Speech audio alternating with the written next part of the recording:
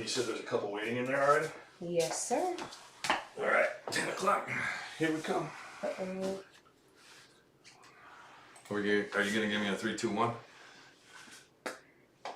3, 2, 1. Hey, everybody. Are we on? Yes, sir. Awesome. We're on, Hey, we're on. everybody. Adrian Fontes, Arizona Secretary of State. Today is the first edition of Fridays with Fontes. We're going to spend a little bit of time. It's not going to be a lot. This is our first edition. And here's what we want to do. We want to share with you some information about the Secretary of State's office, some of the things that we do, all of the people that we serve, and really answer some questions about a lot of stuff. 2024 is going to be a very, very consequential election cycle. But moving through that, we have a duty to make sure folks know what's going on. So we've got a series of submitted questions that we've gotten over the last, that we have received over the last week or several days, and we've already got one or two more that just popped up. So if you've got any questions, if you're watching us on, what are we on, YouTube? We're on Twitter. And Twitter. I don't know if Facebook is currently working. Facebook might not be working yet. But Twitter and YouTube, yes. All right, so we're going to see if we can get there. Okay, so first and foremost, what I wanted to chat about was a couple of things that have happened this week. First, on Monday, we got our final set of canvases from the 15 counties. So we just had our primary. Each of the individual counties canvass their elections, and that means that the Board of Supervisors, which is the election board under Arizona law for each of those 15 counties, they certify what's called canvassing the election. And basically, they review all the numbers and send up that report. It's just a ministerial duty. And in the races that are pertinent to the Secretary of State's office, they send us the reports. Now, understand, the counties actually certify and finalize results for, what are you confused about? Nothing? Nothing, sir. Okay, Yes, I'm sorry, sir. you distracted me. The production crew this is our first day out, folks. So anyway, the 15 counties will certify and finalize election results for municipal races, county races, a lot of those other districts. And they act as the election officials, and the election officer is a county level officer. So that's done at that level for those races. For state level races and for federal races, on the other hand, I get to be the election official. So my canvass pertains to Corporation Commission primaries, statewide races for state government, congressional races, U.S. Senate races, the presidential race, the state house and state representatives, state house and state senate races. So all of the state and federal stuff come through our office. We did our canvass yesterday, and for the races that are pertinent to this office as the administrator, we had one race that is going to mandatory recount, and that is the Congressional District 3 race between Raquel Teran and Yasmin Ansari for the Democratic Party's nomination to Congressional District 3. That is the district that is currently occupied by Congressman Ruben Gallego, who, as we know, is running for U.S. Senate. So that primary is 42 vote difference right now. So that's going to be really interesting. Maricopa County, which is the only county involved, some other districts have several counties involved.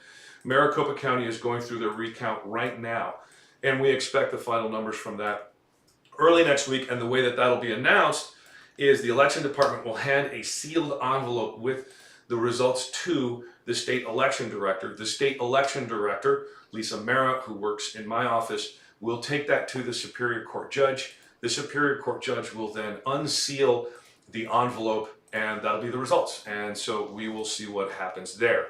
So that's really what's going on that race. We did the state certification yesterday for that. I was joined by Chief Judge Timmer from the Arizona Supreme Court, and Timmer was there with us, and Attorney General Chris Mays was there.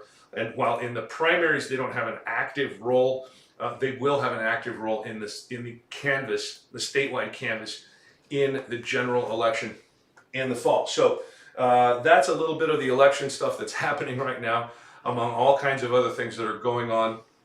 During Fridays with Fontes, there's one other thing, and I think we're waiting for a couple more questions here before we get to those. I'm also going to be doing another different little segment.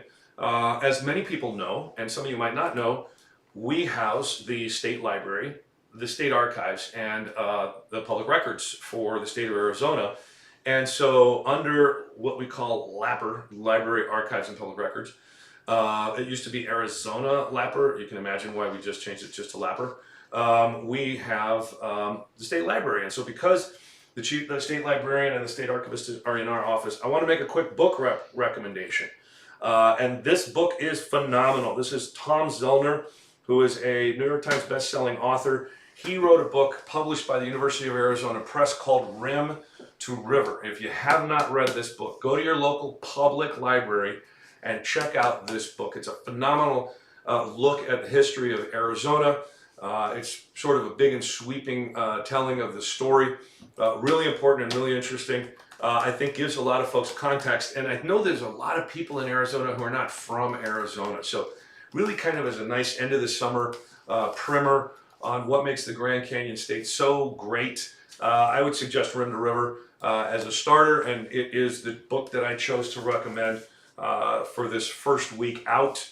We'll be looking for you to suggest other books about Arizona or Arizonans, either in history or prehistory, pre-written history, or geography, culture, landscape, environment, those sorts of things. As long as they pertain to Arizona, if you've got good recommendations, we're going to be happy to share them with folks. So again, Tom Zellner's Rim to River. It's a great read, and so give it a shot. So we had some questions that were pre-sent to us, and I know, do we have any online yet right now? We have a few online as well. Okay, so I'm going to start here, and then we'll go back and forth. We're probably going to run maybe about 15 or 20 minutes today. It won't be a super long, but we're just kind of getting warmed up here. And by the way, I hope you like the green screen here, which is is it the title one? It's just the title. Yeah. We're going to switch when we go to questions. Yes. Is that what it? Okay, Yes. so we're going to switch here. Let's see where they set me. Are we switched? Yep. So, State capital. State Capitol. Okay, welcome to the State Capitol, everybody. I know it's beautiful somewhere behind me on this green screen. So we're going to do some questions now. So question number one, this one came from Threads. It says, what is your office doing to protect poll workers and observers? Well, one of the things that we're doing is we started back in January of 2023, really adjusting the training that we used in our election official certification training. The election official certification training is a biannual, that's every other year, training that we give to elections officials here in the Secretary of State's office and across the entire state. We do refresher courses just to make sure everybody's up on any changes in the law, any best practices that have been developing. And it's a great place to communicate with folks across the state of Arizona, get that certification. That training coupled with some of the other things that we're doing. We've really expanded our relationship with the Arizona Counterterrorism Information Center, the ACTIC, great partners over there. And that's really a fusion center of local, state, and federal law enforcement and investigating agencies. We trade information, and we try to track things out there in the world to make sure that everybody is safe, particularly our voters, but our elections officials, poll workers, and observers are also important there too. One of the problems that we have is that there are still some people out there who are actively promoting chaos, and that is really problematic. And it's usually not my habit to discuss any pending lawsuits. We do have one right now. The subject matter is really, really personal to me, so I'm going to describe it very briefly. So the Free Enterprise Club, which is very ironically named because they're not doing business any good with this lawsuit, is trying to create chaos at polling places. And one of the things they're doing, and right now they have done, is they've successfully gone to the court and put basically an injunction on the enforcement on some of the rules that we have in our procedures manual, which we had input from both sides of the legislature, all kinds of groups out there. The governor signed off, the attorney general signed off. It's the first time we've had an authorized elections procedures manual that went through the regular process in a long time. Well, right now, this section D is what's under sort of they're stopping us from really putting this out there, and it's called preventing voter intimidation. So the Free Enterprise Club doesn't want, well, I'll just read this really quick. It says, any activity by a person with intent or effect of threatening, harassing, intimidating, or coercing voters, or conspiring with others to do so, inside or outside the 75-foot limit in a voting location, is prohibited. And then we cite the criminal statute that prohibits that.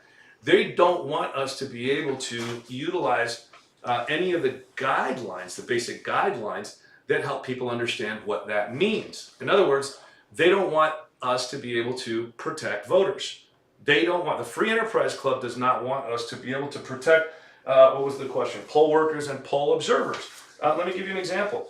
In addition to potentially intimidating conduct outlined above, which is from the statute, we indicated aggressive behavior, such as raising one's voice or taunting a voter or a poll worker. So the Free Enterprise Club wants voters to be taunted, using threatening, insulting, or offensive language to a voter or a poll worker. The Free Enterprise Club is okay with that. They in fact want to stop us from being to enforce against that kind of behavior. And that's really bad for Arizona's reputation and bad for Arizona business. So that's why, like the Free Enterprise Club got its name from Alanis Morissette. It's the most ironically named thing in the world because what they're doing is trying to ruin our reputation by inviting the wackos to come in and act against civil order in our polling places and stuff. So, kudos to them if that's what they want, chaos and disorder. We're going to continue to fight against that to do exactly this, protect poll workers and voters from intimidation. So, if you know anybody over at the Free Enterprise Club, give them a call and tell them to get rid of this nonsense because we want good order. And here's the First Amendment question, right? They're saying, well, threatening and intimidating, people get to say whatever they want. No, they don't.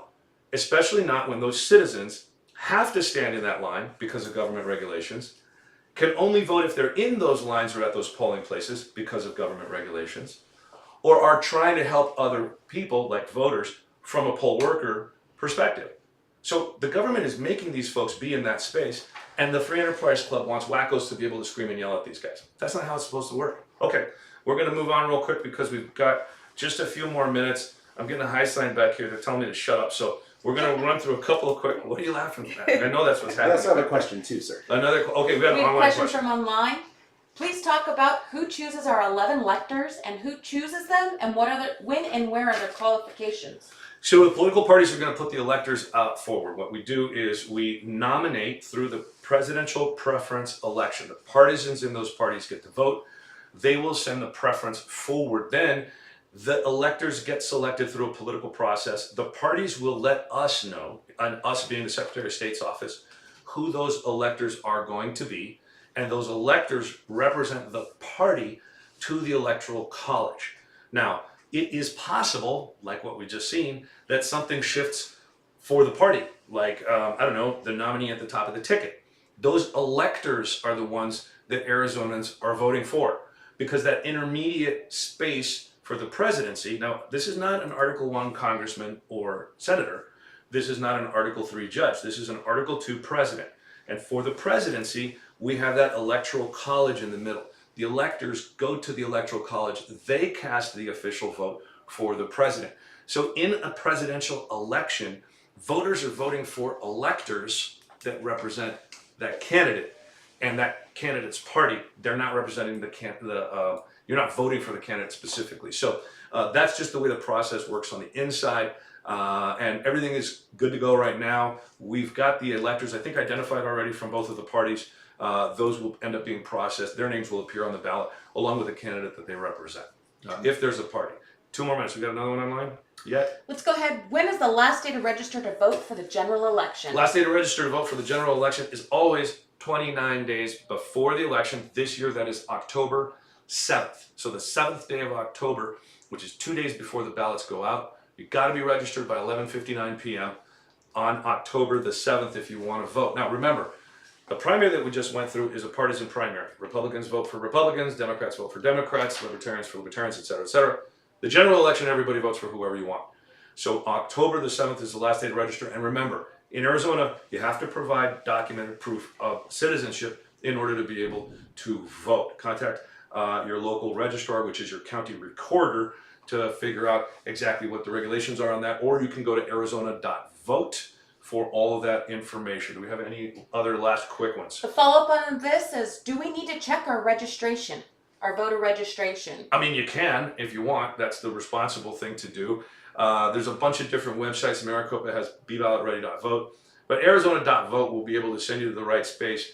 And oh, by the way, not only is it okay and probably a good idea to check your voter registration, but it's also possible now, not just in Maricopa County and Pima County, but in all 15 of our counties to track your ballot. And what that means is you can get text or email notifications when your ballot's getting mailed to you, when your ballot gets to the election department, all of that stuff. And it's a great service so that you can help keep our system accountable and keep us responsible across the entire election administration family in Arizona. So this is Friday with Fontes. I hope you don't mind that we buzzed through a whole bunch of stuff. Glad to be with you. We only took about 15 minutes here, and I don't think it's ever going to take longer than that. Maybe it will. We'll get answers to the rest of those questions and get them posted, the ones that we couldn't answer today. Okay, so yeah, we're going to answer those questions.